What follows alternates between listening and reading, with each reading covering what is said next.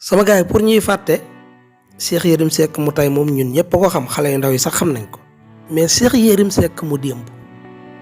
nañ ko may nopp Cheikh Yérim Seck est-ce que ñemeeti naa yëkkati discours bu mel nii tey jii jamais ci àdduna ñemeetu ko. des fois mu sànni benn xeer bu ndaw Macky Sall nag pour ñun ñu bañ a comprendre affaire yi Cheikh Yérim Seck moom dafa jàpp ne askan bi dañuy nelaw fekk moom mooy nelaw de mooy yeewoogul. na ba nga xam ni sax Macky Sall léegi pour mu nommer la faaw nga nekk ku mën a saaga Sonko xoola par exemple Mohamed Lamine Massaly nga xam ne dafa muus bi mu comprendre loolu dafa jël di saaga Sonko rek bañ xëy suba nommer ko président conseil d'administration donc loolu moo tax Macky Sall contrôle saaga li mu contre mooy nga saaga ko dëgg bu wér nga wax de loolu de yàlla xam na ne wax naa ko ci semaine bii rek te xaw ma ne woon sax mas nga ko wax Macky Sall mënul taxaw ci kanamu askan bi di naqarlu réseaux sociaux yi li ciy am ba ne kuy def nangam sax luwaa dana dal sa kaw ba pare ñi koy def ci réseaux sociaux yi muy taxaw ak ñoom di leen may promotion loolu wax nga dëgg mais dëgg gi est-ce que ñeme nga koo wax tey Yérim loolu mooy affaire bi dëgg yi est-ce que ñeme nga koo wax. mais contrôle kuy saaga ñeneen ñi xoola ko mel ni Kaliphone nga xam ne da ko doon saaga di ko saaga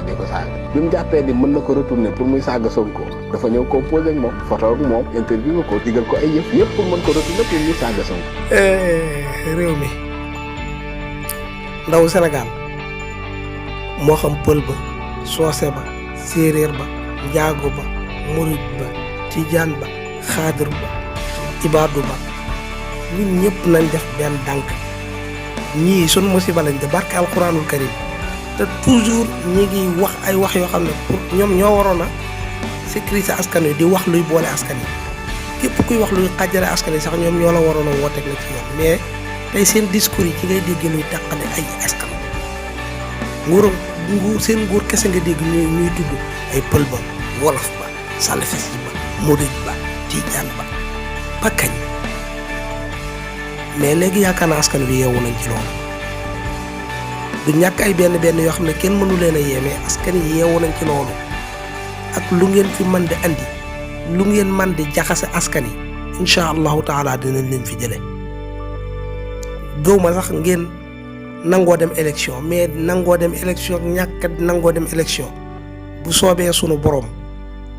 du ngeen dem bàyyee ñu fekk sunu réew mi de